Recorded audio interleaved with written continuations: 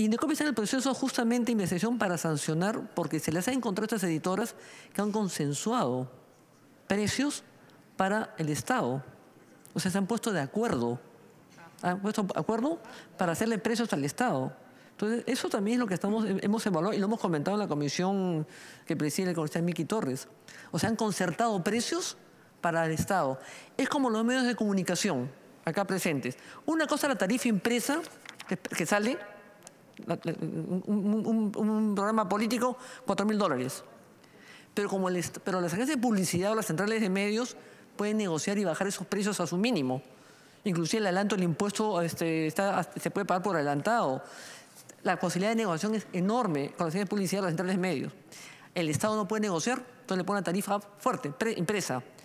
Pero como se resolvió esto en la discusión de la ley Mulder, se estuvo viendo este tema acá, que han hecho las empresas de los medios de comunicación, han hecho un presupuesto, una propuesta de medios entre la tarifa impresa y la tarifa que tenía el Estado, han puesto una cosa intermedia para poder acceder, porque además hay IVOPE, por el tema de sintonía, una cosa muy demasiado larga. Pero el tema en lo que estamos debatiendo el día de hoy, que es un símil, es que estas empresas editoras, que en su mayoría los libros escolares, todo eso ahí, que encima los hacen mal, 5 más 2 son 9 y no son 7. O sea, ese es el tema que hemos tenido con ortografías que hemos visto en el Congreso anterior, la cantidad de fallas, pero ellos han concertado precios. Esto es lo que está averiguando Indecopi en este momento. Entonces, ¿a quién le conviene la exoneración ahorita? ¿Cuántos son los que compran libros en librerías? Es muy poca gente, clase con cierto poder económico. Lo consideran hasta un tema suntuario, porque no hay un estímulo. Las bibliotecas itinerantes que salen a las plazas y todo, ¿ustedes han sacado un día a ver qué libros tienen? Vean qué libros tienen. Tienen geografía, tienen historia del Perú, tienen autores peruanos. Pero más allá de eso, ¿qué cosas estimulan en los niños en los colegios privados o públicos? ¿Qué tipo de lectura para estimularlos? ¿Cómo los estimulan? ¿Haciéndolos leer a patadas? El estímulo viene por otro lado. Entonces, ¿a quién estamos favoreciendo con esto? Y creo que los análisis de estos proyectos dicen de fondo y forma, que el gobierno recoja lo que mejor le parece, que haga lo que le dé la gana. Nosotros, insisto, nosotros hacemos nuestros comentarios y que el nuevo Congreso que entre el 26, el 28, el día que tenga que entrar, si entra, que ellos asuman la responsabilidad.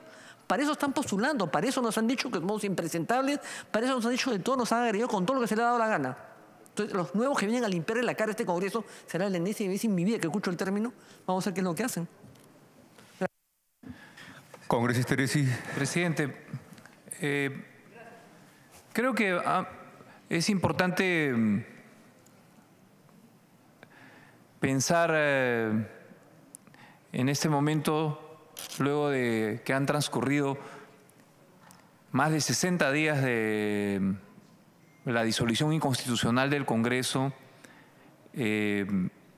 cómo la Comisión Permanente del Congreso de la República no disuelta, dentro del marco de la vigencia de lo que es la separación de poderes, tiene una presencia en la vida democrática en nuestro país más activa que la de ser un ente meramente administrativo como el que está haciendo estos días.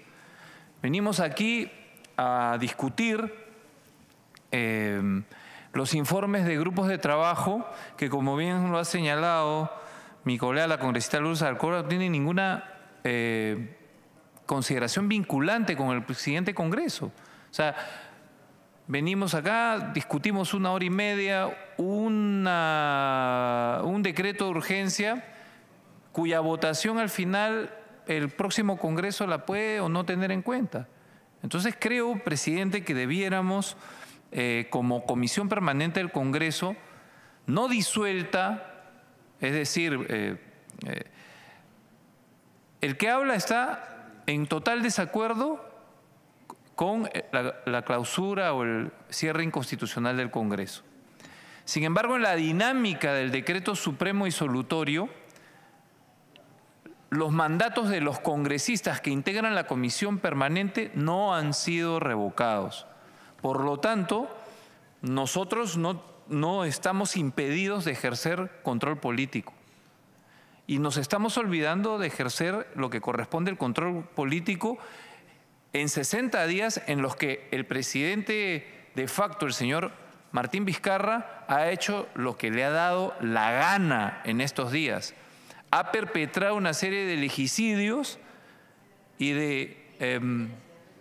además de exceso en el ejercicio de sus facultades que la Comisión Permanente está llamado a emitir pronunciamiento político, porque eso es lo que finalmente queda no solamente ante la opinión pública, sino queda en el diario de debates.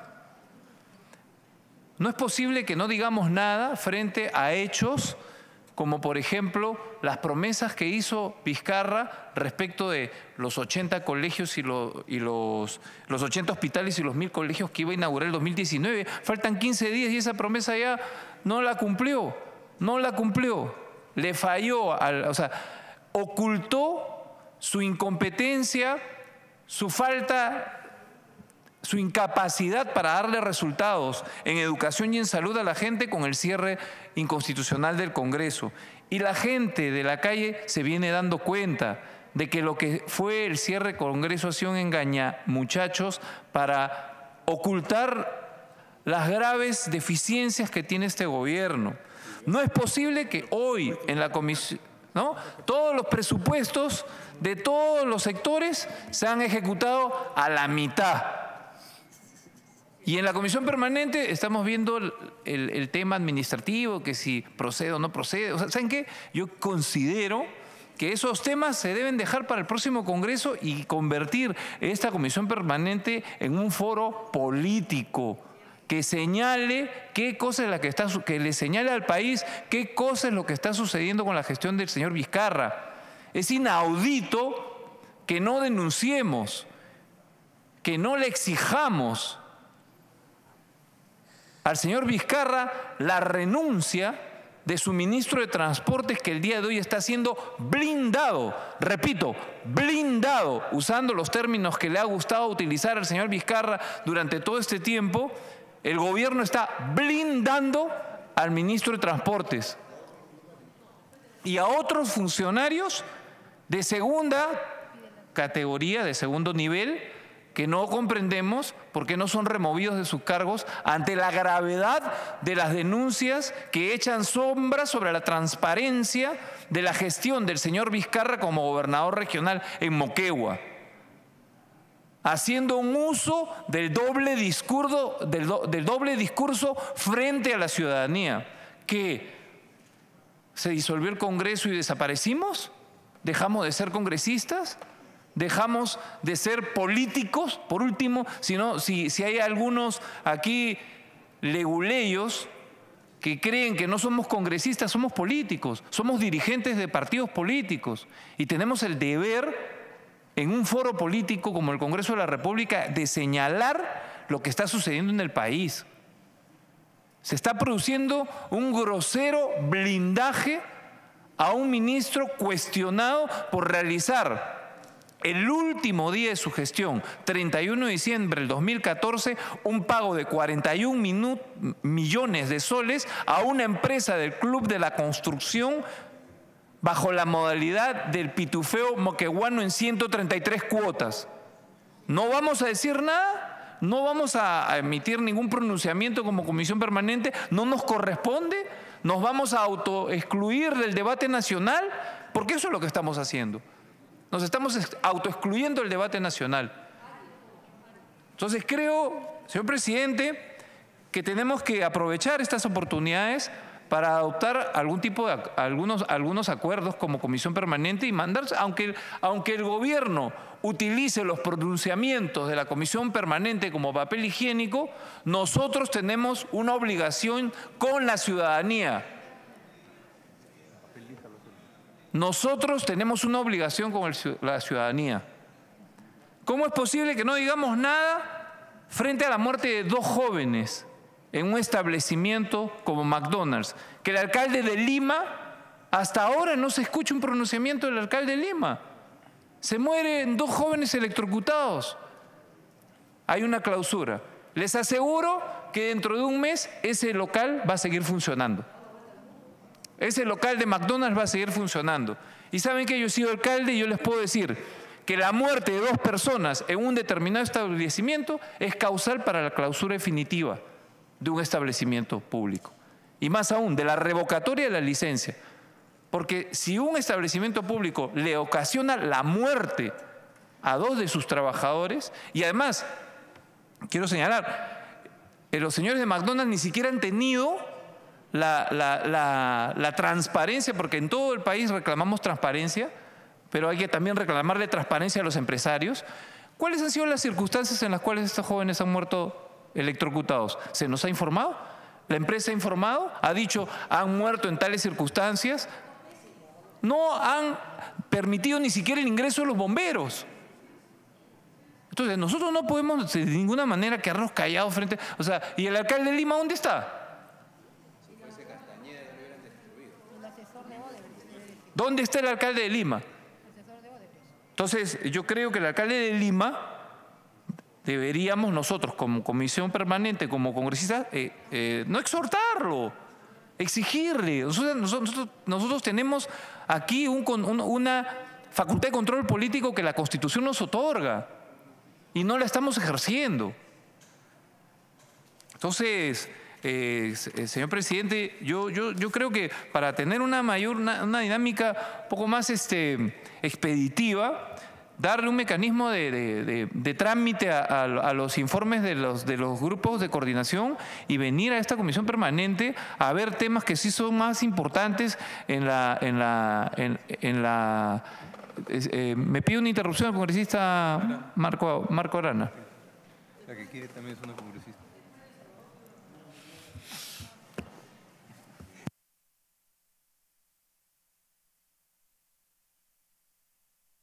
Por favor, tiene la interrupción, congresista. Gracias, presidente. Gracias, congresista Teresi.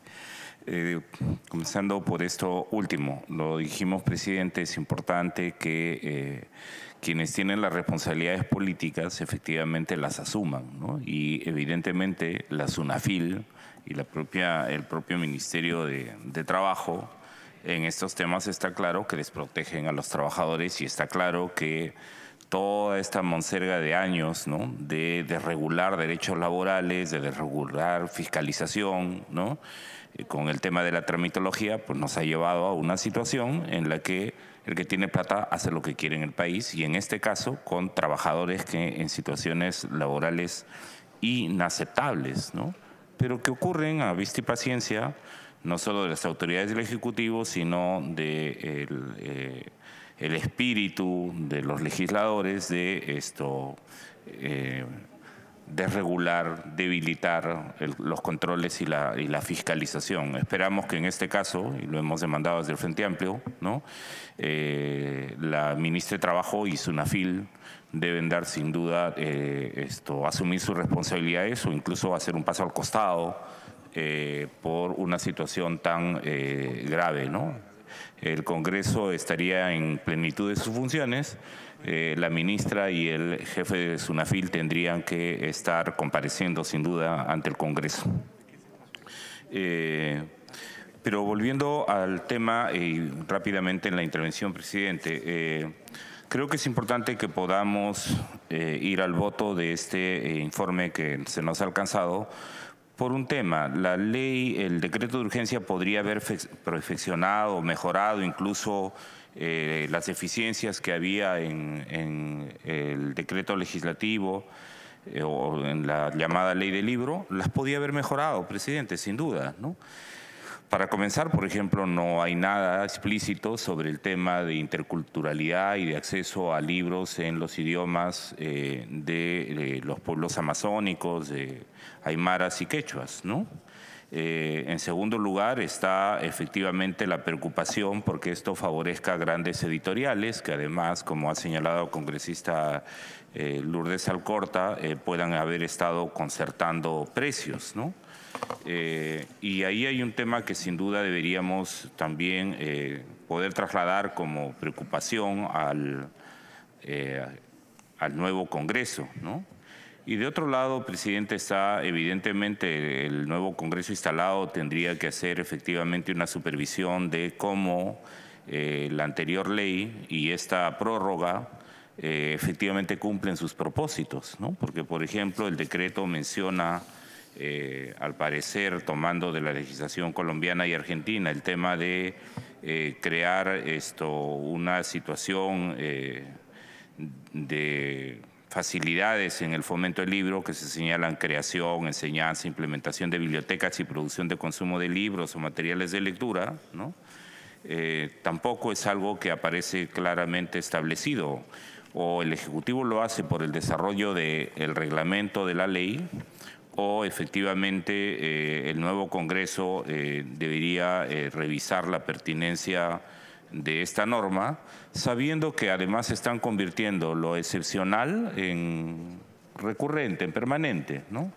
Y uno se pregunta, ¿esta es la manera, digamos, de ir parchando las deficiencias de gestión que tiene el Estado en un tema tan sensible? Porque estamos preocupados por cómo las pruebas PISA y la comprensión lectora se incrementan en nuestros alumnos, pero el tema de que hayan políticas que promuevan la lectura, y no solo bajo el formato escrito, sino en eso sí se señala que también podría ser bajo formato digital, efectivamente esto esté garantizado, porque en el desarrollo de las actividades escolares se promueve. Cada vez que uno habla con profesores o cuando nos ha tocado ser profesores universitarios, el nivel incluso de aversión para poder leer es muy grande, ¿no? Y entonces en otros casos, si uno lo conversaba con algunos colegas también hace poco aquí en Lima, pero el nivel de comprensión lectura, el nivel de desarrollo de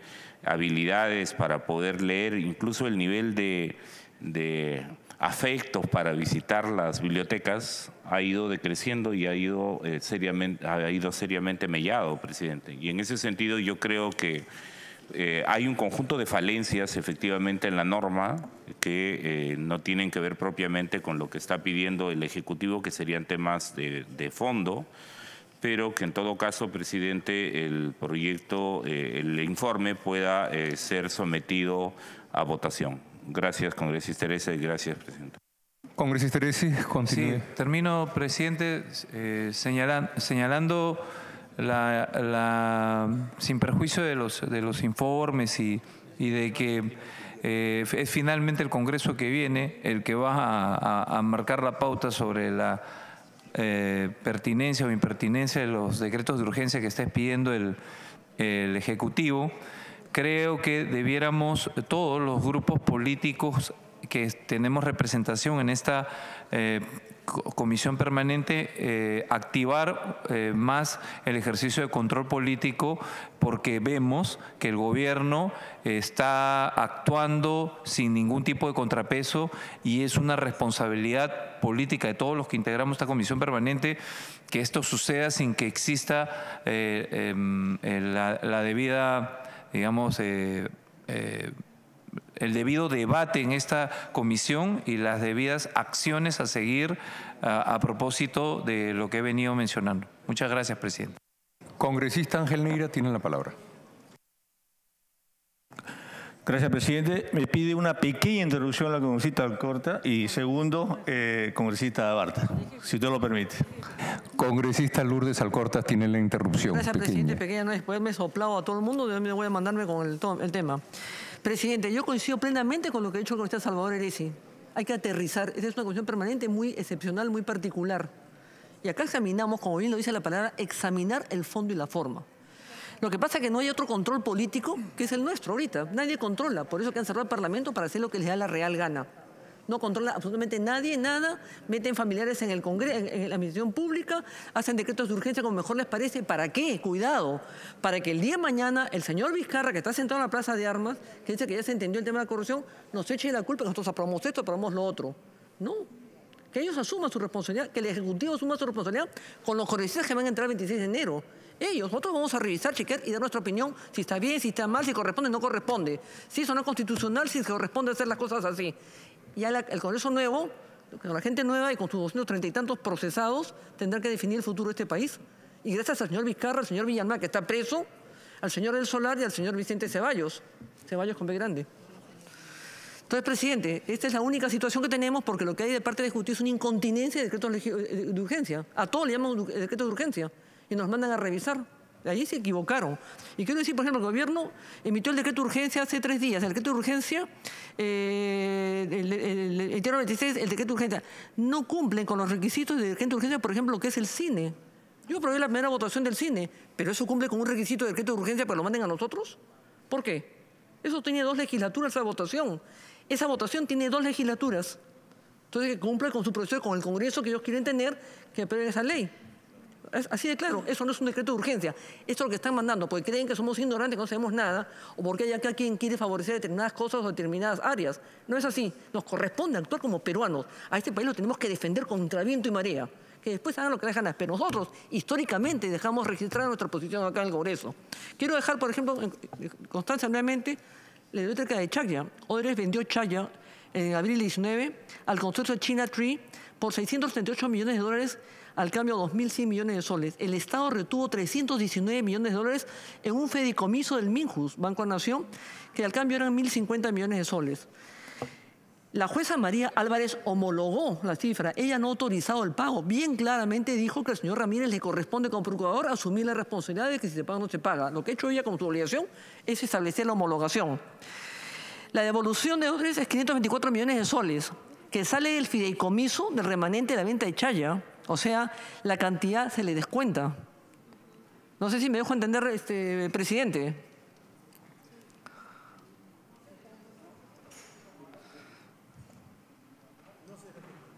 Creo que lo debe escuchar, es importante, porque usted preside esta permanente, para que cuando lo entrevisten tenga el contenido y sepamos de qué estamos hablando. Estamos escribiendo la historia de hoy día en el Perú, señor. La devolución de Odebrecht es de 524 millones de soles, que sale del fideicomiso de los 1.050 millones, el remate de la venta de Chaya. La primera cuota es la reparación de 80 millones de soles, y los impuestos son 125 millones de soles. Y todavía no toco el tema de COFIDE, que hacen un total de desembolso de 431 millones de soles. Este monto es el que se le ha pagado. COFIDE, entre los años 2007 y 2014, otorgó un préstamo a Odebrecht por 100 millones de dólares a la empresa Generación de Guayaga, que operaba en la hidroeléctrica de Chaya. Odebrecht mantiene una deuda de 228 millones de dólares con COFIDE, que no se le ha pagado. Consejo de Defensa Jurídica en febrero de 2019. ¿Cómo es que le va a pagar Odebrecht a COFIDE? La pregunta es, ¿COFIDE puede financiar, porque es Comisión Financiera y Desarrollo, puede financiar licitaciones de concesiones de empresas extranjeras? ¿Puede hacerlo? Porque la concesión, las licitaciones, ellos vienen, ellos hacen todo, con su garantía y con todo.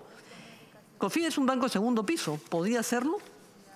Y hemos terminado con una deuda que hasta ahora ha sido impaga. ¿Se ha considerado esa deuda que no está paga en lo que se le ha pagado a los señores de COFIDE? El 29 de mayo de 2019, Ricardo Luis Machado Weil, representante de la constructora Norberto Odebrecht, sucursal Perú, envió un documento al fiscal Domingo Pérez señalando que las empresas del grupo Odebrecht no contaban con deudas tributarias exigibles. Sin embargo, la SUNAT ha informado que hasta mayo de 2019 no tenía deudas o activas, pero sí tenía deudas en otras etapas. La cantidad de obras están acá: Odebrecht Perú Ingeniería, Constructora SAC, Constructora Norte Odebrecht, concesionaria IRSA, concesionaria Interoceánica, concesionaria Intermedia. La lista es interminable. En el hospital de caso del Hospital Moquegua, el 30 de diciembre de 2014, el gobierno regional de Moquegua, con Martín Vizcarra, aprobó pagar 41 millones de soles, 869.085 al consorcio hospitalero Moquegua, integrada por el consorcio ICSGSA, Club de la Construcción, para la ampliación y mejoramiento del hospital regional. Esto se efectivizó a través de 133 comprobantes de pago girados el mismo día. 131 comprobantes de pago por 310.000 soles cada uno. Un comprobante por 256.217. Otro comprobante por 31.000 soles. Otros comprobantes por pago de 961.288 soles. Total de 41.869.085 soles. Cada cheque girado en un lapso de 6 minutos, en 24 horas. El ministro Edme Trujillo señaló en una entrevista que utilizó el UNOPS, que ha sido todo transparente y que ha cumplido con todo el requerimiento del proceso de esta licitación. Ministro sabe que estos organismos no pueden ser fiscalizados. Los UNOPS, los PNUDs, los OIM, además de ganar el 3%, se generan sus propios ingresos, como la SUNAT.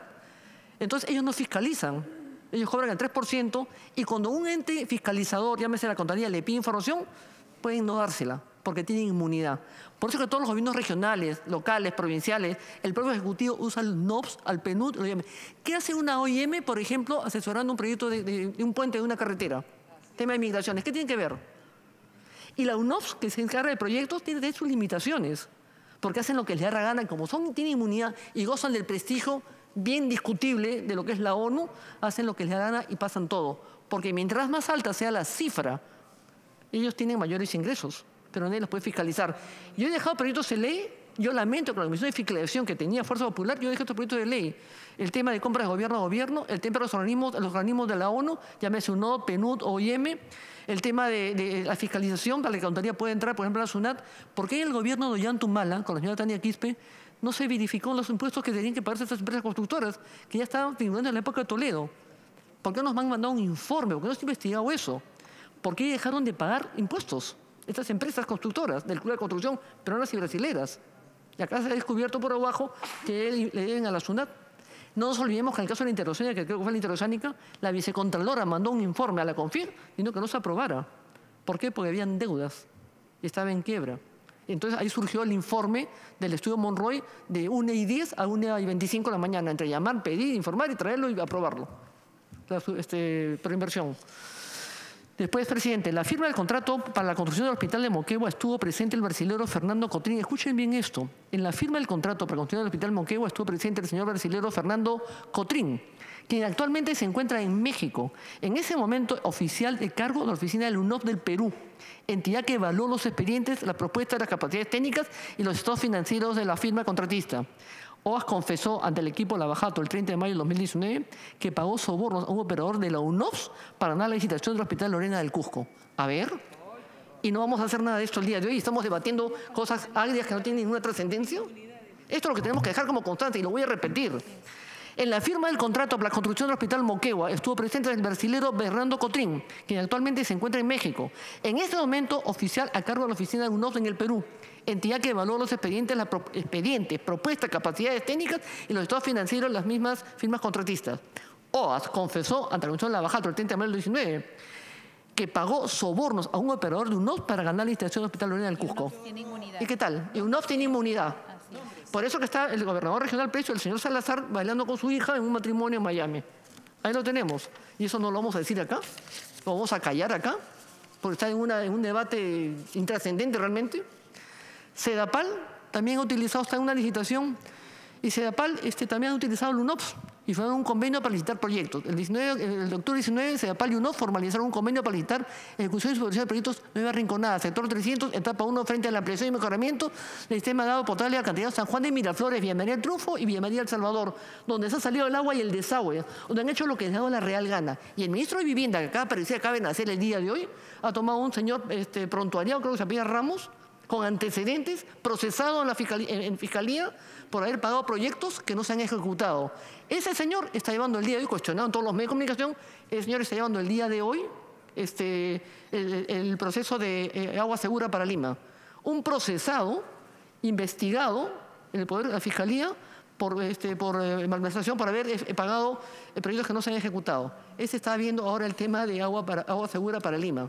Es una vergüenza. ¿No lo vamos a decir acá? ¿No vamos a quedar callados? El decreto supremo 018 y 23 de noviembre del 19, que reglamenta el decreto legislativo que reestructura el sistema legislativo de defensa jurídica del Estado y crea una Procuraduría General del Estado en 2017, facultad solo al Procurador General nombrado a formular denuncias en altos cargos funcionarios. O sea, van a delimitar a la Procuraduría a investigar al presidente de la República, a los ministros congresistas. A ver, con tanta corrupción que tenemos, y el presidente dice que hemos tomado conciencia de la lucha contra la corrupción. Claro, está al frente de la Plaza de Armas. Con el cierre del Congreso hay 3 ministros que han renunciado por inconductas, al margen que han metido a varios de sus familiares en el Estado. Y hoy día un ministro de Transportes, el ministerio que más plata recibe en el país, el más que recibe plata, hoy día está en una situación realmente inaceptable. Si hubiera Congreso, estarían censurados de frente, no pasaban ni por la interpelación. Esto lo podemos dejar con las consecuencias que nos pueden venir a cada uno de nosotros. ¿Eso lo dejamos pasar? No pasa absolutamente nada, 41 millones firmados en cheques fraccionados, lo que está prohibido. A ver. COFIDE fue creada el 18 de marzo de los 71. Los fines de COFIDE es contribuir al desarrollo, como bien es Corporación Financiera del Desarrollo. Participación de COFIDE el 92% y el 8% es del accionariado de la CAF. De la CAF. Sí.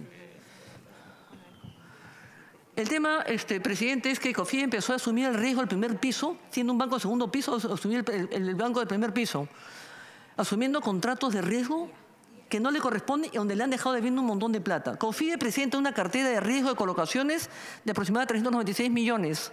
Se debería revertir esos intereses y devengados no cobrados en ejercicios anteriores en estas empresas constructoras a nivel nacional.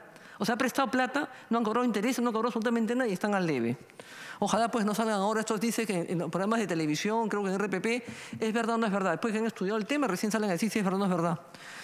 Acá, por ejemplo, relacionados con el corredor agregado de alta capacidad, Lima Bus Internacional, Lima Vías Express y Transvía Lima. Acá hay deudas que se deben pagar y no se han pagado. Sería revertir esa situación. COFIDE ha reconocido pérdidas por deterioro sobre sus inversiones en fondos de inversión por 1.652.000 soles y bonos estructurados por $179.000. COFIDE 182 millones de acciones comunes.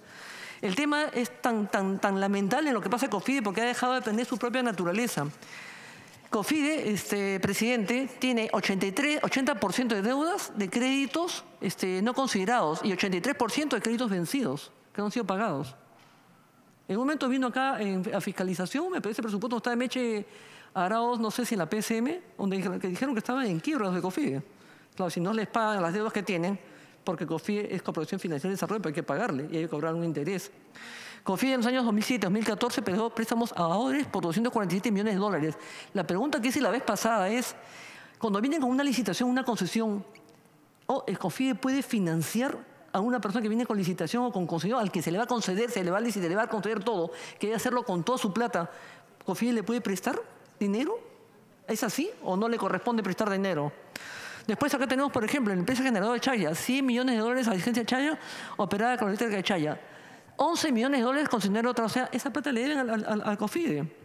Odebrecht mantiene deudas por $228 millones con COFIDE. Fuente, el Consejo de Defensa Jurídica del Estado de febrero del 2019.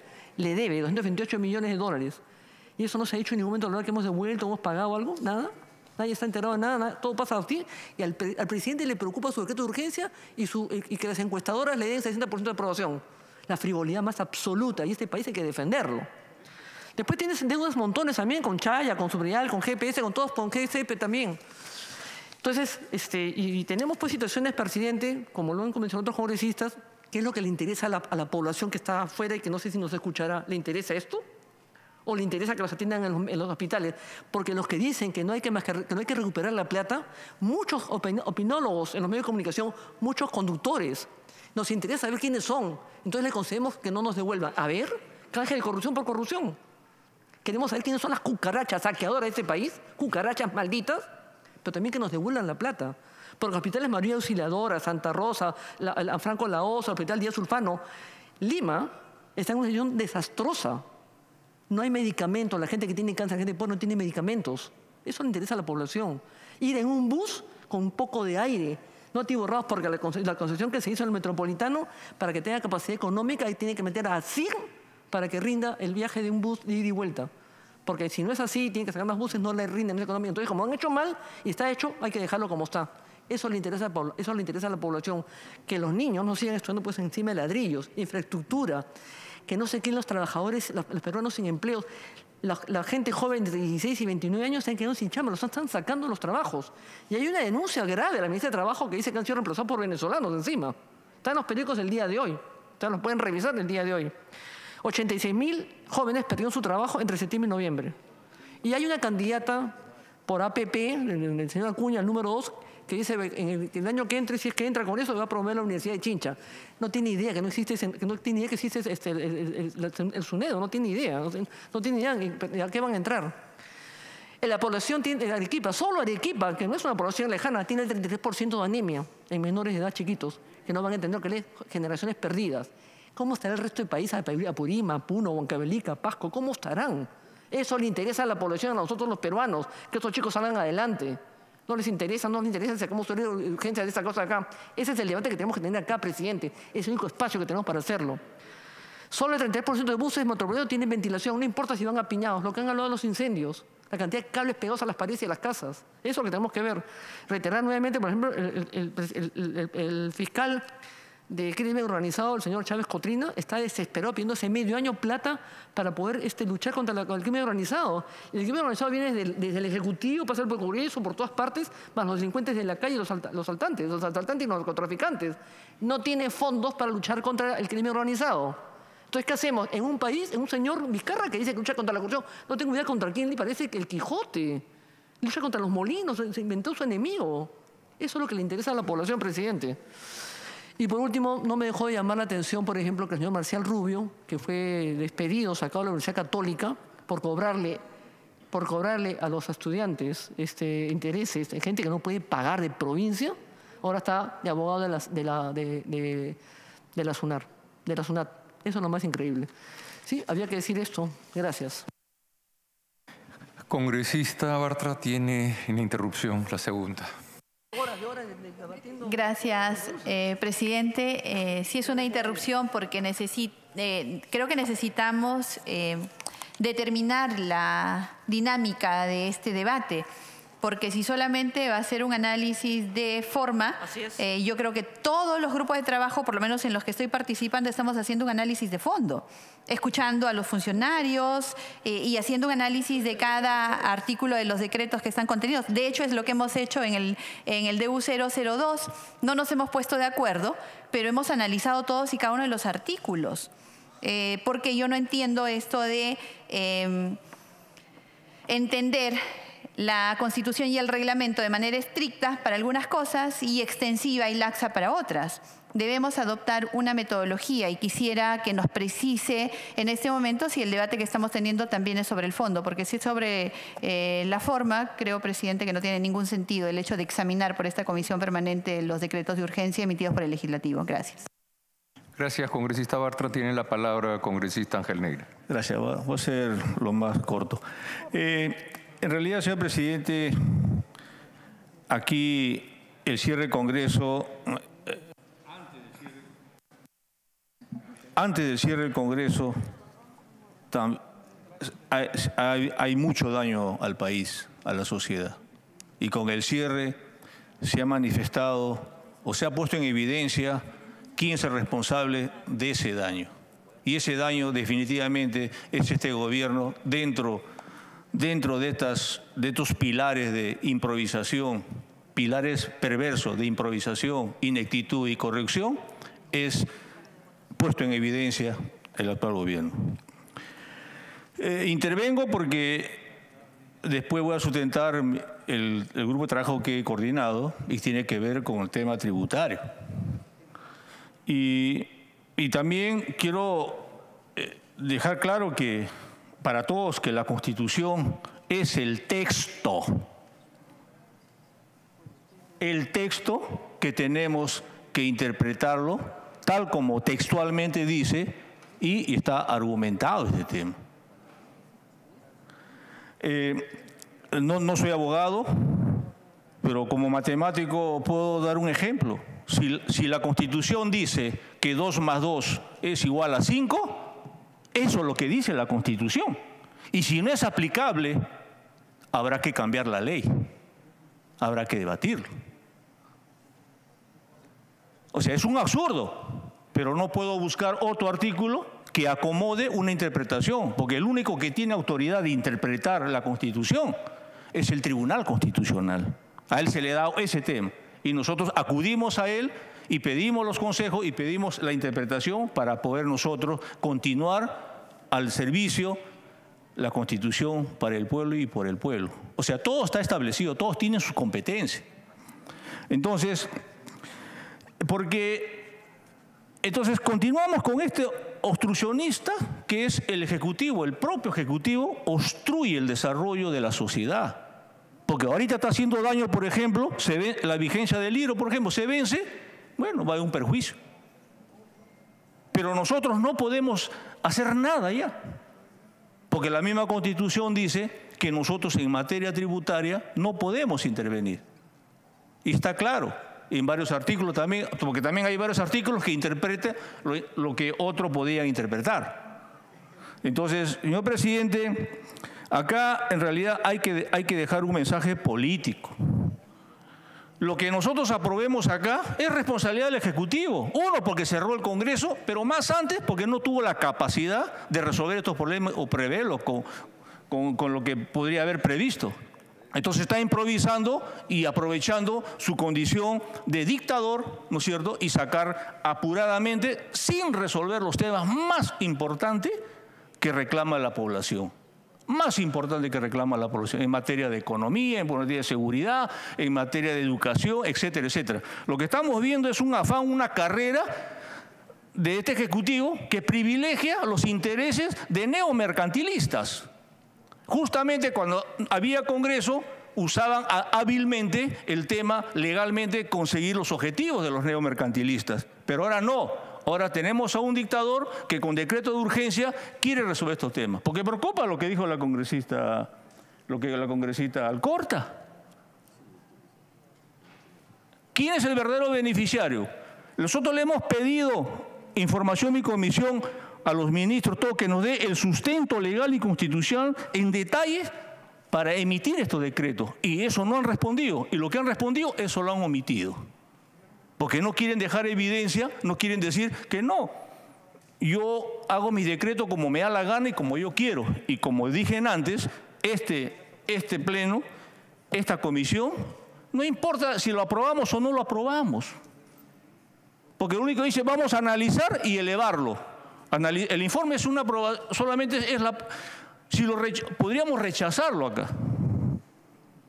No creo. Porque igual el decreto, eso lo tiene que ver el siguiente Congreso. El siguiente Congreso que tiene que buscar las responsabilidades del daño que están haciendo este tema.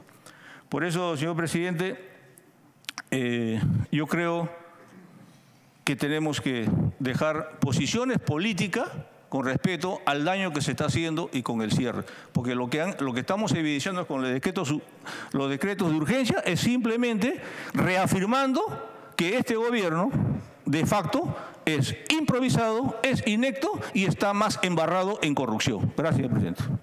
Gracias, congresista Neira. El congresista Milagro Salazar, congresista Mantilla y después congresista Luciana León. Gracias, presidente, y saludar a mis colegas.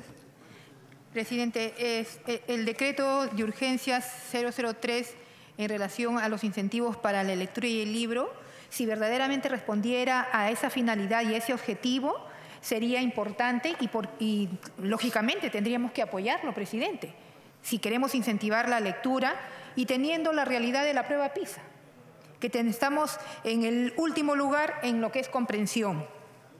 Nosotros en nuestra semana de representación y también como presidente en un momento de la Comisión de Educación hemos asistido a diversas regiones y diversas instituciones educativas públicas donde no existe biblioteca y ya han tenido estos beneficios de estas exoneraciones tributarias supuestamente para fortalecer las bibliotecas públicas, donde no tienen personal, donde no tienen libros de hace más de 20 años, 10 años, 15 años desfasados, donde los chicos no pueden acceder a la biblioteca porque no hay los módulos, no hay sillas, no hay mesas donde ellos puedan generar un espacio para la lectura.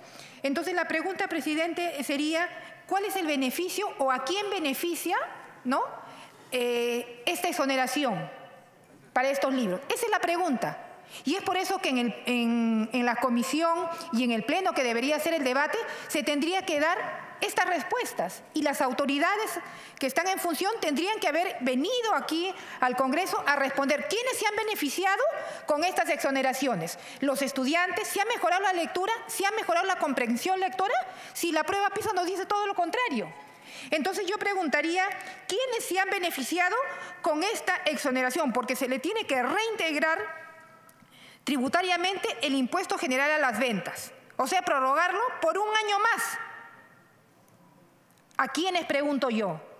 ¿Esta exoneración tributaria ha beneficiado a los estudiantes? Yo les aseguro que no. No les ha beneficiado en nada a los estudiantes, en nada a los docentes. Y la prueba está en la PISA. Segundo, presidente, yo quiero traer a colación que también ya lo manifestó la congresista Lourdes Alcorta, pero así como había un club de la construcción, también hay un club de los libros que ha estado, ¿no?, actuando de manera ilícita desde el 2009 hasta el 2016. 2009 hasta el 2010, donde concertaban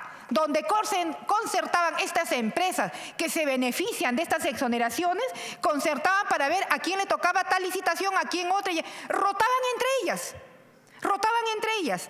¿Y cuál ha sido este beneficio de este club de los libros, presidente? Que también lo denuncié en la Comisión de Educación y, lógicamente, pues con esas portadas masivas, ¿no?, trataron de descalificar a la Comisión de Educación y específicamente a mi persona, porque supuestamente yo estaba en contra de la educación de calidad.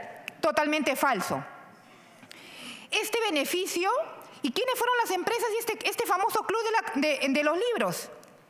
Vamos a decir, el Grupo El Comercio, Sociedad Anónima, que también ha participado en el grupo, pues, de la construcción, y su subsidiaria Amauta Impresiones Comerciales, Industria Gráfica Cimegraf, Metrocolor, Corporación Gráfica Navarrete y Qual Graphic Perú. Esas son parte del club del libro, que está en investigación y que están a puerta de sancionarse. Y viven y parasitan del Estado.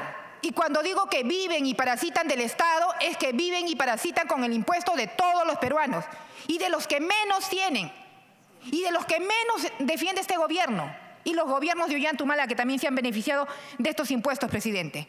¿Cuánto ha sido este beneficio para estas empresas? Ha sido de 3.856 millones de soles que han festinado desde el 2006 al 2016. Y que cuando en la Comisión de Educación le pedía a esta ministra que me precisara cuáles son las empresas que han licitado, porque se supone que estas empresas que están investigadas no pueden licitar con el Estado, pues. No pueden seguir generando los textos, no pueden seguir generando impresiones si están festinándose con estos dineros. Pero sin embargo, nunca dio información de las empresas. También le pregunté a la ministra Pablo si había sancionado o había un proceso sancionador administrativo y en la Fiscalía frente a estos hechos. Absolutamente nada. Y las famosas profesoras, entre comillas, que no eran profesoras, sino que eran funcionarias públicas que administraban los recursos de todos los peruanos, sin embargo, nunca trajeron información y nunca dieron información. Pero claro, pues las empresas, ¿no?, del comercio, que también están en esta investigación, dijeron que supuestamente se le había maltratado. Entonces, presidente, esta exoneración no beneficia, pues, a los estudiantes, ni la comprensión lectora de los estudiantes, sino beneficia a estas grandes empresas constructoras que están parasitando permanentemente del dinero de todos los peruanos, presidente. Entonces sí tenemos que hacer un análisis de forma y de fondo. No podemos quedarnos solamente en la forma, sino en el fondo, porque tienen que rendir cuentas cuál ha sido el beneficio para nuestros estudiantes. También, presidente, quiero acotar en relación a lo que ha manifestado mi colega Eresi y la congresista Lourdes Alcorta en relación a esta denuncia terrible del señor Elmer Trujillo y del señor Vizcarra, donde la ministra Gloria Montenegro, ¿no?, dice supuestamente que ella, ¿no?, pone las manos al fuego por ellos porque dicen que ha hablado ya con el Contralor, cuando la función de una ministra no es ir a hablar con el Contralor. ¿Y a qué ha ido? ¿A amenazarlo? Porque ya tenemos el antecedente del señor Torne, del señor Zavala, del señor Martín Vizcarra, donde hay un audio donde le presionaban al señor Edgar Alarcón, ¿no?, el anterior Contralor, para que le dijera, ¿no?, y que dé una opinión favorable a Chincheros. Entonces yo pregunto, si la persona que ha ido a presionar al Contralor Nelson Chávez es Gloria Montenegro, ¿le corresponde como ministra de la Mujer ir a hablar con él, preguntar sobre un hecho? No le corresponde, pues. ¿Eso no es un escándalo? ¿Eso no es escándalo? ¿Eso no es ir en contra de sus funciones? Ella ya debería estar automáticamente fuera de ese ministerio, pues. Pero como es la defensora de Martín Vizcarra, lógicamente, pues, nunca la van a sacar, porque ha hecho todos los esfuerzos posibles acá en el Congreso, cuestionando las fuerzas políticas para ganarse el fajín. Y lo único que está haciendo actualmente es conservar su fajín, ¿no?, de adulona y de blindadora del señor Martín Vizcarra. Y ella dice que no hay ningún hecho en relación a esta denuncia gravísima del pitufeo de 24 millones, ¿no?, de 42 millones de soles, este pitufeo. que no solamente se ha hecho en Moquegua, sino que ya tienen un antecedente de haberlo hecho en Arequipa, presidente. Esto lo han hecho ya en Arequipa, sus mismos funcionarios. ¿Y a quién pitufiaron y a quién beneficiaron? Beneficiaron a ICSA, que es parte del Club de la Construcción. Y por la hipótesis o una evidencia, hay que llamar la atención y hay que hacerle recordar. ICSA se adjudicó la construcción de 57 puentes cuando Vizcarra era ministro. O sea, no solamente favoreció cuando él ha sido gobernador regional, sino que cuando fue ministro del MTF, le favoreció en 57 puentes. ¿A quién? A ICSA. A dedo. ¿Por cuántos millones? Por 404.000 millones de soles. ¿De qué? ¿En qué fechas? Desde el 7 de diciembre del 2016 al 1 de marzo del 2017. Qué casualidad, ¿no? Qué generoso. Que le da 42 millones cuando era gobernador regional de manera del pitufeo a ICSAS, y ahora cuando es ministro también le da adjudicación directa para 57 puentes, presidente. Y también sabemos que ICSA financió o le donó para la campaña. Entonces, ¿esto no es escandaloso? ¿Esto no lo tenemos que mencionar acá? ¿No lo tenemos que tocar acá? Entonces, ¿yo por qué digo que es una hipocresía de este gobierno? Hipocresía, pues, porque dicen que luchan contra la corrupción, pero cuando le tocan a sus amiguitos o a sus hermanitos de Moquegua o a sus hermanitos de los pitufeos, ahí no dicen nada. Eso sí es hipocresía, eso es corrupción. Eso lo tenemos que decir acá, que la ciudadanía se entere. Porque no han solucionado en estos 2 meses de cierre del Congreso. ¿Qué han solucionado? Diga, ¿qué han solucionado? ¿Ha mejorado la posibilidad de trabajo para los adolescentes y los jóvenes? No, más de 86.000 jóvenes en nuestro país no tienen acceso a trabajo. ¿De qué equidad estamos hablando? Dicen la equidad, ¿no? La igualdad entre el hombre y la mujer. Simplemente es un discurso barato, un discurso populista, porque la igualdad significa que todos debemos acceder a trabajo, acceder a educación, acceder a salud, acceder a seguridad. Esa sería la equidad y no el discurso de hombre y mujer, porque todos tenemos el mismo derecho, hombre y mujer, el mismo derecho a acceder a cualquier beneficio a través de los impuestos que nosotros pagamos, presidente. Entonces, aquí no hay ninguna lucha, pues, contra la corrupción. Entonces, presidente, sí, nosotros tenemos que aperturar y pedir una información al Contralor Nelson Chats para que nos informe en el marco de qué, en qué condiciones y qué se habló con la ministra Gloria Montenegro, porque ella dice que ha hablado con él y que él le ha asegurado que Martín Vizcarra y Elmer Trujillo no tienen nada. Entonces, sí, eso es gravísimo, una interferencia de un ministro, y ya tenemos antecedentes, pues, presidente. Entonces, presidente, para concluir, este decreto es importante, sí, siempre y cuando beneficie a los alumnos, pero estamos demostrando que este beneficio lo único que hace es beneficiar a estas mismas empresas del Grupo El Comercio y sus socias Amauta y los demás, presidente. Por lo tanto, yo voy a votar en contra. Gracias, presidente. Congresista Mario Mantilla tiene la palabra. Gracias, presidente. Una interrupción a la congresista Rosa Balta. Y la segunda... Me pidió una interrupción la congresista Rosa Balta. El congresista Mantilla le otorga la interrupción. Y la segunda para Lidia Robles, por favor. Okay. Gracias, congresista Mantilla. Gracias, presidente. Es muy breve, en realidad, iba sobre el punto que ha señalado la congresista Salazar y el trabajo de la señora Gloria Montenegro al frente de un ministerio tan importante como el de la mujer. Y es que me parece absolutamente grave que ella pueda utilizar un lenguaje para referirse a la violencia contra la mujer en términos de politización. La señora Montenegro, al referirse al caso gravísimo del magistrado del Tribunal Constitucional y que ha sido denunciado por... Sí, Eloy Espinosa, denunciado no solamente ya por la secretaria general, sino también por otras trabajadoras, Lo que la señora Montenegro ha dicho textualmente es: a mí me parece muy mal que casos interesados pretendan politizar estos temas.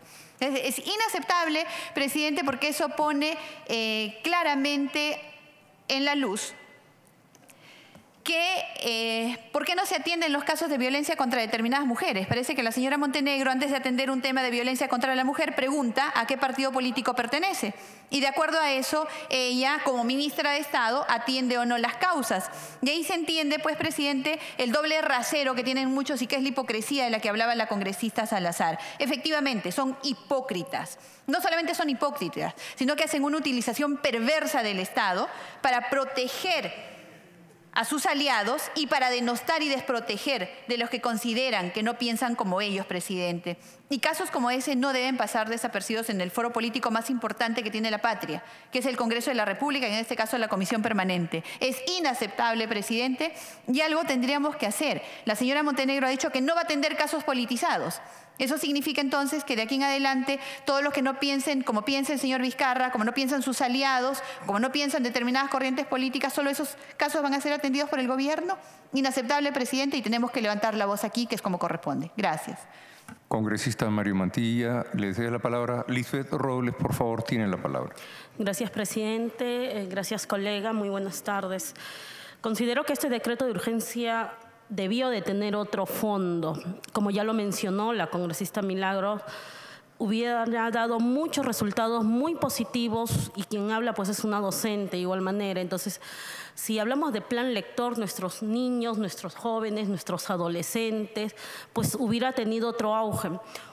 Nosotros sabemos que alguien que lee va a comprender y pueda solo así desarrollar también problemas en el ámbito de las matemáticas, como hablamos.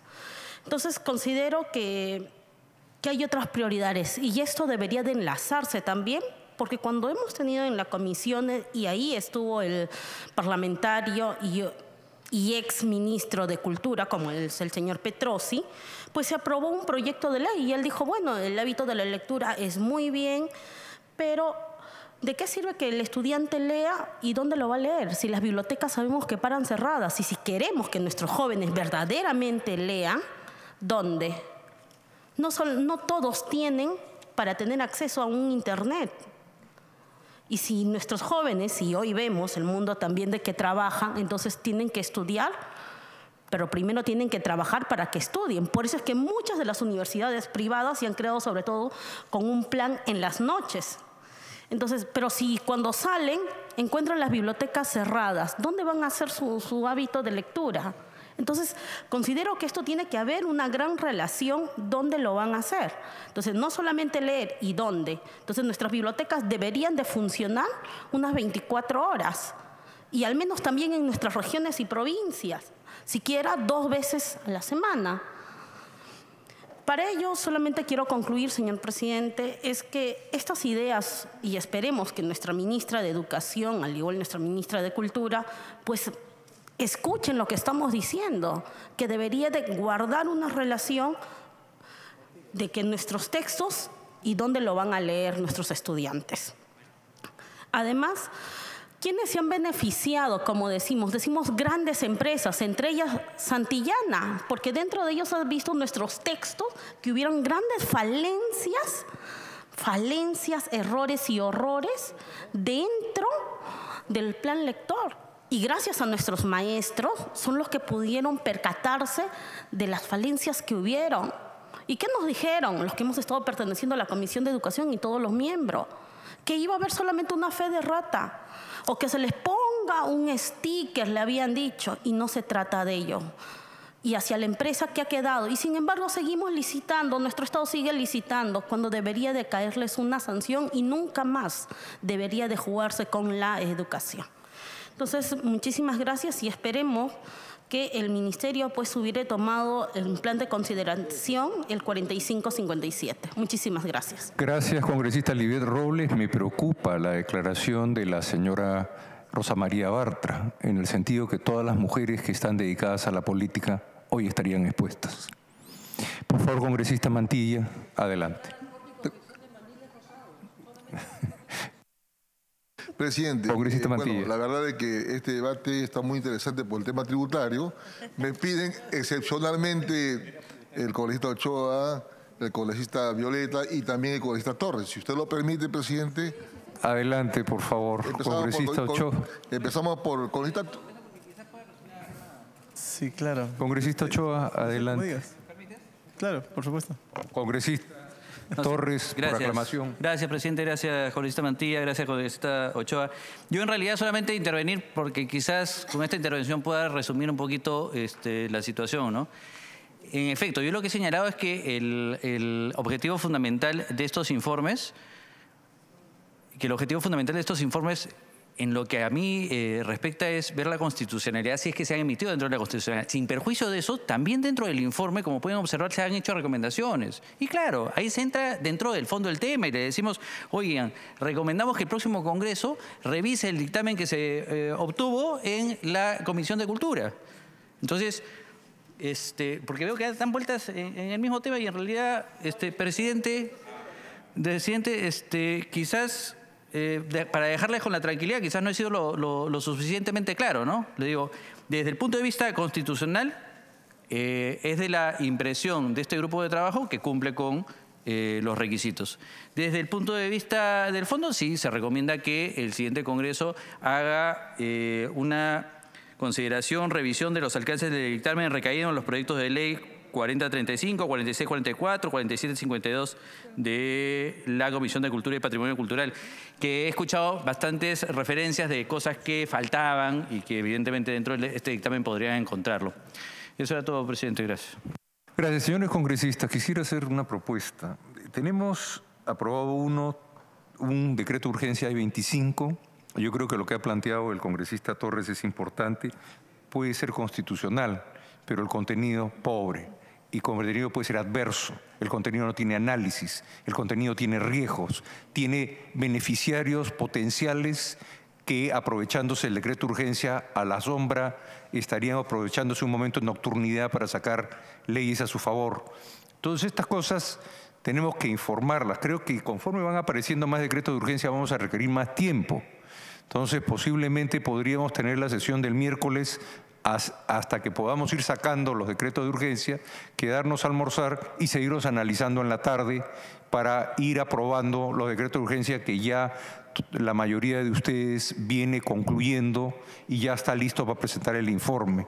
El tiempo es corto, pero también es importante, como lo ha señalado la doctora Alcorta, la doctora Bartra y muchas de las personas que están acá presentes, de que acá hay temas muy delicados que se están pasando por agua tibia y que eso no puede ser así.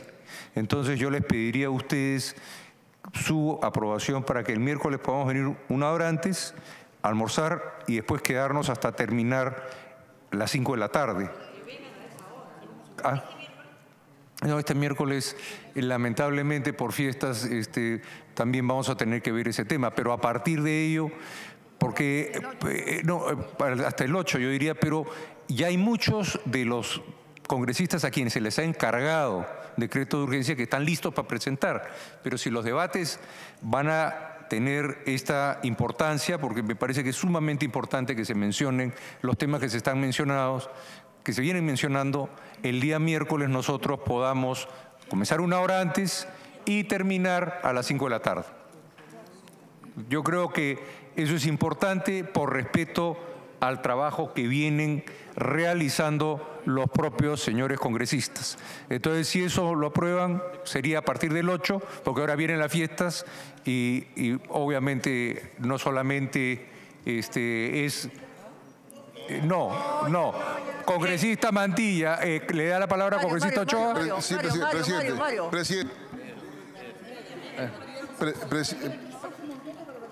Presidente, bueno, he concedido varias excepciones, pero también le estoy pidiendo que me ceda la palabra al congresista Ochoa, que ya estaba casi en uso.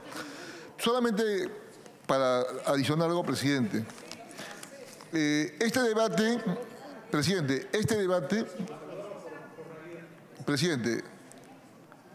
se está dilatando porque quizás es el primer tema tributario que estamos tratando.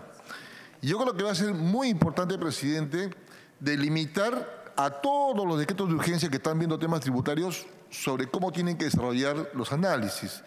Y ese punto, presidente, está relacionado justamente con lo que ha señalado el Tribunal Constitucional, que ha hecho referencia al congresista Torres, en la sentencia 008-2003, donde señala, por ejemplo, de que en qué casos se pueden emitir decretos de urgencia por temas tributarios. Y esto tiene que tener ciertas características, ¿no? Por ejemplo, la excepcionalidad, la necesidad, la transitoriedad, la generalidad y la conexidad. O sea, esos son los parámetros que deben reunir todos los decretos de urgencia en materia tributaria. En todo caso, es una sugerencia que yo hago, ¿no? Recogiendo esta sentencia. Si nosotros, en lo sucesivo, todos los decretos de urgencia que contienen materia tributaria son analizados con estos requisitos, yo creo que vamos a abreviar el tiempo, ¿no? Vamos a abreviar el tiempo. Con esta pequeña introducción, presidente, yo le deseo la palabra así al congresista Ochoa. Congresista Ochoa tiene la palabra, por favor. Presidente, muchas gracias. Presidente, solamente para mencionar que, de hecho, por términos metodológicos, a veces complica un poco la forma como llevamos el debate, porque estamos en este momento viendo un decreto de urgencia que, si bien es cierto, tiene que ver con materia tributaria, tiene que ver fundamentalmente con un tema de promoción y mirar la ley de democratización del libro. Y entonces, en torno a esto, presidente, solamente por un tema de respeto a la población que nos sigue, se lo digo con toda fraternidad, presidente, es que cuando nos siguen en los medios, luego nos dicen, estoy siguiendo el debate y luego no entiendo nada porque todos hablan de todo y nadie centra el debate en lo que se está conversando. Entonces deberíamos agotar el tema de este decreto de urgencia que hace referencia fundamentalmente a cómo se extiende el beneficio de esta ley de democratización del libro que tiene que ver con el 28086. Porque esta ley vence también. Y entonces si la dejamos vencer, entonces estamos dejando un vacío, ¿no es cierto? O perdón, si estoy en error. Pero lo cierto es, presidente, que ya en la Comisión de Cultura incluso se debatió 3 iniciativas legislativas sobre el tema de exoneración tributaria y promoción de la lectura. Y uno de esos proyectos de ley ha sido presentado por la célula parlamentaria prista, el otro es el proyecto de ley de Fuerza Popular y el otro es el proyecto de ley de la bancada Contigo. Entonces me parece especialmente importante que en las conclusiones, ¿no es cierto?, se diga, recomendamos al próximo Congreso que revise el dictamen de esto. Dicho sea paso, presidente, soy el único que se abstuvo en ese proyecto de ley.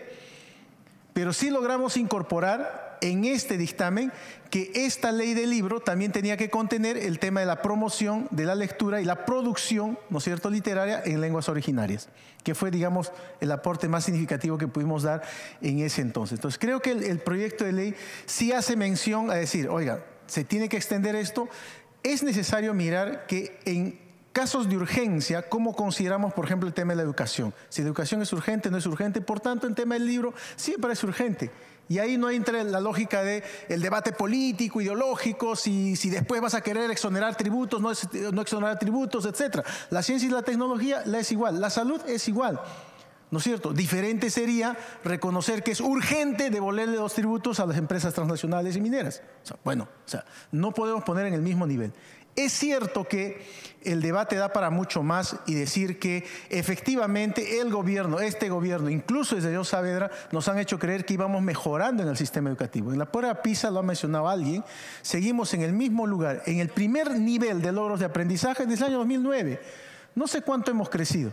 Dicen todos, hemos crecido y no hemos pasado del primer nivel de logros de aprendizaje, que es 400 como mínimo. Es decir, y hemos llegado de 300, estamos en 380, estamos en 320. Seguimos en el mismo nivel de logros de aprendizaje, en el primer nivel. Y hemos dicho que hemos crecido. O sea, el debate puede dar para mucho más. Cómo realmente modificar la política educativa que nos permita verdaderamente aprovechar una ley como esta, que es de promoción o de democratización del libro y de promoción de la lectura. Y que curiosamente, claro, la gestión de las bibliotecas está en manos del Ministerio de Cultura, cuando en realidad le estamos diciendo cuál es la responsabilidad del Ministerio de Educación en la promoción de la lectura. Como cuando hablamos de lenguas originarias, la responsabilidad está en el Ministerio de Educación y no en el Ministerio de Cultura. Ahí sí podemos empezar a analizar en el fondo cómo leyes como esta nos pueden ayudar a entender mejor efectivamente la política cultural, la política educativa. Pero en este caso concreto, presidente, sí me parece que el grupo ha hecho un trabajo muy acertado. Me parece extraordinario que en las conclusiones le digan al próximo Congreso, hoy para evitar este hecho y resolver y saldar este tema, hay un dictamen de 3 proyectos de ley que en la Comisión de Cultura se ha discutido. Entonces, con eso creo, presidente, queda el tema resuelto. Por eso yo sugiero al presidente no entrar a más debates y entrar más bien al voto, porque desde mi punto de vista... ¿Perdón? Pero creo que está claro. Sí, congresista Luciana León. Sí. Presidente. Yo todavía no he concluido, presidente, disculpe. Perdón. Lo que pasa es que yo había dado 3 intervenciones por excepción al congresista Ochoa. Ya. En todo caso, la de Coleta Violeta se la cedo a la congresista Chiquita Lomas. Presidente, lo que pasa es que, como dice el congresista Ochoa, es un desorden. Sí, efectivamente es un Ochoa, es un desorden. Pero el tema es que, primero, para comenzar, que lleguen todos a las 10 de la mañana o a las 9. El tema es que lleguen todos temprano y sobre todo que lleguen a las comisiones, porque a veces ni siquiera van. Entonces ahí nos podemos ordenar un poco más.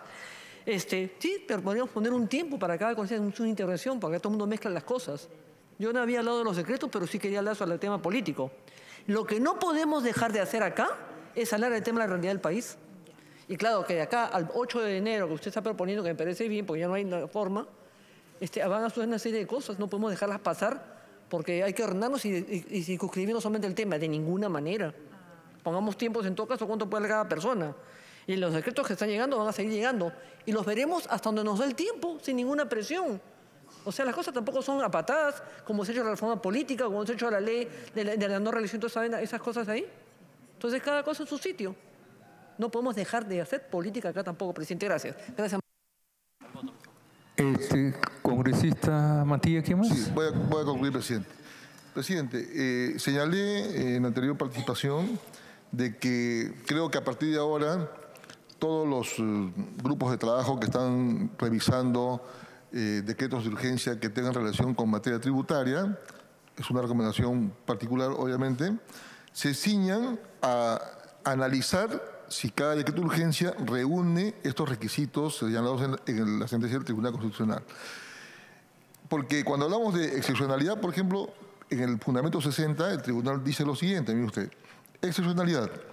La norma debe estar orientada a revertir situaciones extraordinarias e imprevisibles, condiciones que deben ser evaluadas en atención al caso concreto y cuya existencia, desde luego, no depende de la voluntad de la norma, sino de datos fácticos previos a su promulgación y objetivamente identificables. Más o menos lo que decía la congresista Luz Salgado. Por ejemplo, cuando nosotros revisamos la ley 28086, porque este decreto de urgencia tiene como finalidad prorrogar y exonerar por un año más beneficios tributarios dados en esa ley de democratización del libro y fomento de la lectura. Entonces, en esta ley se crea justamente un Consejo Nacional de Democratización y de Fomento a la Lectura. Y ese es un consejo multisectorial integrado por varios sectores, no solamente del Estado, sino también privados, a través de la cual este comité multisectorial inclusive se le asigna funciones como, por ejemplo, fomentar el hábito de la cultura en los estudiantes, proponer acciones que atiendan y faciliten acceso al libro. Es más, también en el artículo 28 de esta misma ley señala de que este Consejo Consultivo multisectorial debería venir al Congreso, específicamente a la Comisión de Educación, a brindar un informe, ¿no?, de los objetivos que se han alcanzado con los beneficios de esta norma. Y no solamente eso, presidente. Además, se faculta a que la Biblioteca Nacional haga un seguimiento a los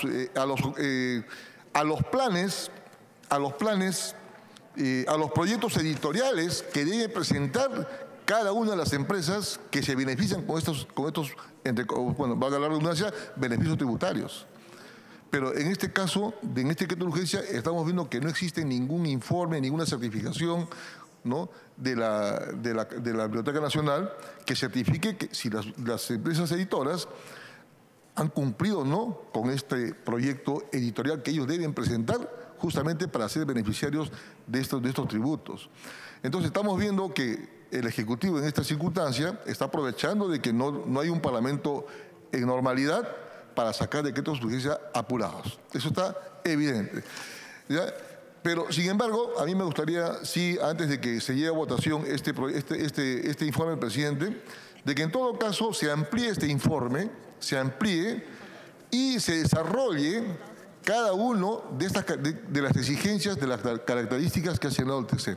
Y creo que así vamos a, de repente, una vez que se fundamente cada informe con estas características o esas exigencias que ha establecido el TC, se pueda recién, digamos, evaluar si votamos a favor o en contra de un determinado decreto de urgencia. Muchas gracias. Gracias, congresista Mantilla. Congresista León, congresista Violeta, ¿le pide la palabra?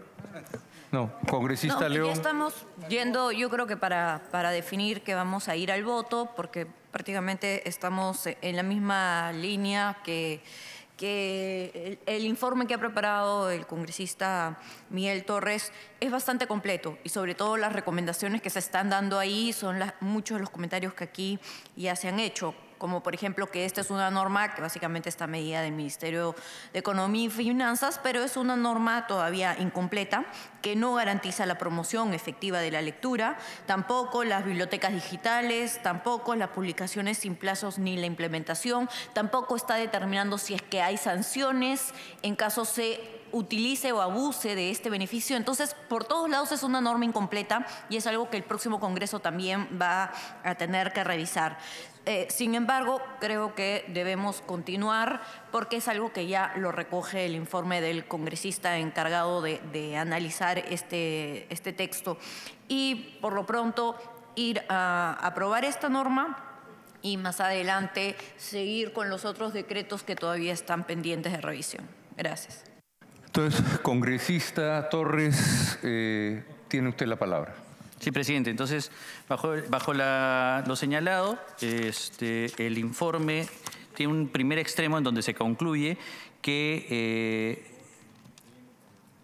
cumple con lo dispuesto en el segundo párrafo del artículo 135 de la Constitución Política, pero también viene acompañado con una recomendación que es para el Congreso que se restituya o el nuevo Congreso que se instale, considerar y revisar los alcances del dictamen de los proyectos de ley 4035, 4644, 4752, por lo cual le solicito, presidente, pasemos a la votación del mismo.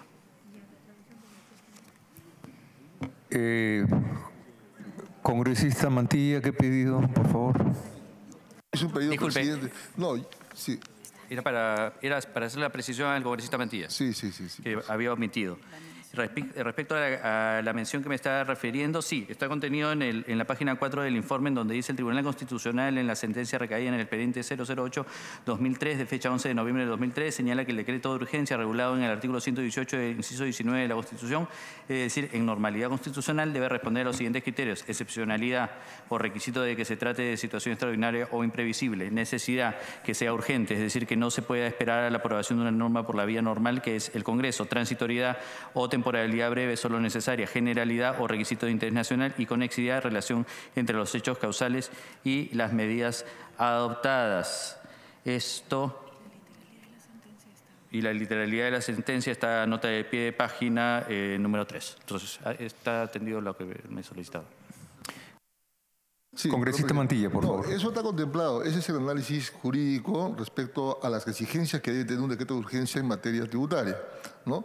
A lo que yo me voy es que cuando se analiza el decreto de urgencia propiamente dicho, o sea, en este caso específico el decreto de urgencia 03, ahí se debe analizar si ese decreto, si es excepcional o no es excepcional. O sea, desarrollar todo lo que dice aquí, como le dije, ¿no? La norma debe ser orientada a revertir situaciones extraordinarias e imprevisibles, y para esto requerimos, por ejemplo, un informe de un sector. Como le dije, hablamos de la Biblioteca Nacional, hablamos del Consejo Consultivo, si existe un informe que justifique realmente esta situación de la excepcionalidad de la norma. Entonces, esa es la parte que yo estoy pidiendo, que en todo caso se amplíe el informe, pero en todo caso, si usted gusta, presidente, lo puede llevar a votación, o en todo caso se permite que el grupo de trabajo amplíe el informe.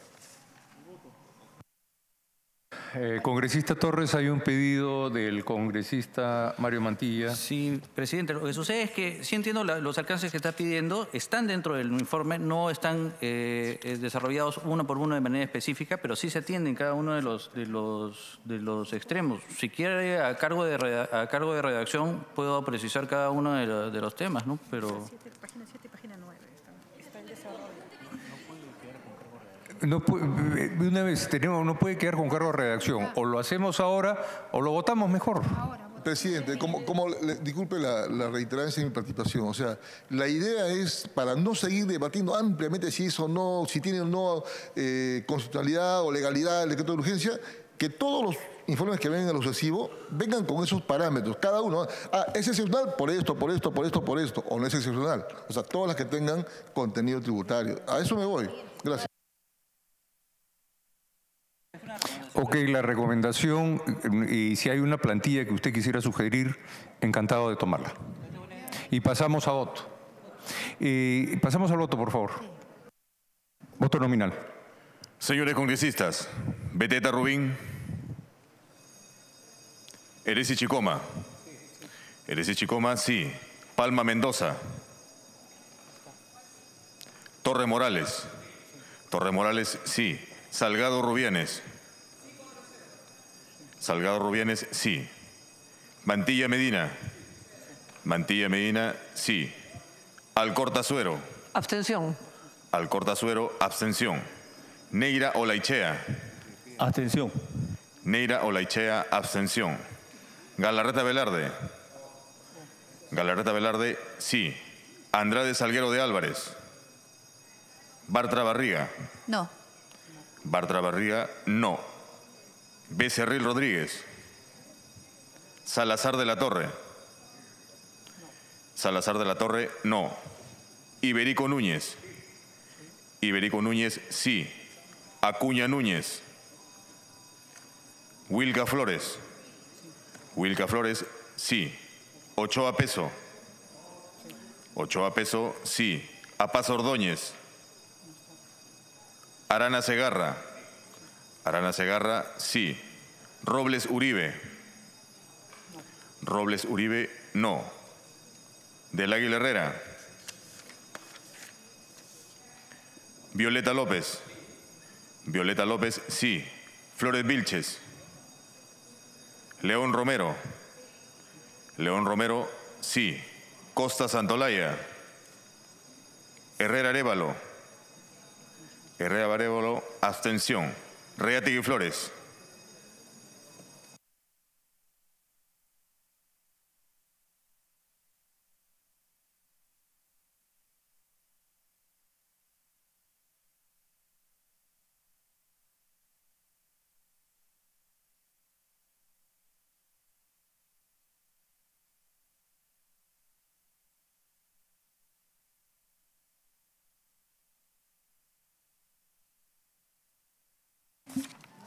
Han votado 17 señores congresistas.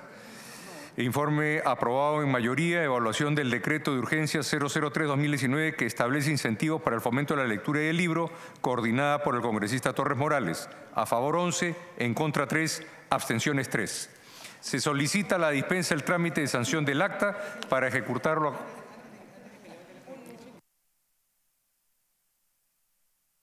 Presidente, estamos abocados en todas estas sesiones al análisis estrictamente de los decretos de urgencia. Hoy día hemos tenido varias intervenciones de nuestros colegas en el sentido de que no estamos teniendo ninguna acción tendiente a dejar una suerte de registro o informe en materia de control político.